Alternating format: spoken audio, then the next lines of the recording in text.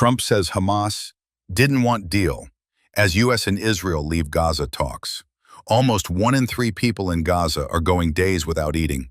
The UN's food aid program has warned malnutrition is surging with 90,000 women and children in urgent need of treatment, the World Food Program, WFP, said in a statement. Warnings of starvation in Gaza have intensified this week.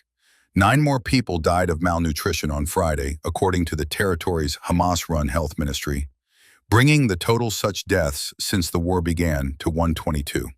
Israel, which controls the entry of all supplies into Gaza, says there is no restriction on aid getting into the territory and blames Hamas for any malnutrition.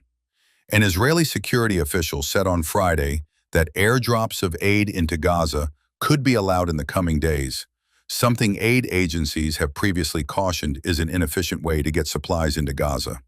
While local media reported the United Arab Emirates and Jordan would carry out the latest drops, a senior Jordanian official told the BBC that its military was yet to receive permission from Israel to do so. The UN has described the move as a distraction to inaction by the Israeli government. The move came amid mounting international concern about humanitarian conditions in Gaza. On Friday, Germany, France, and the UK called on Israel to immediately lift restrictions on the flow of aid into the territory.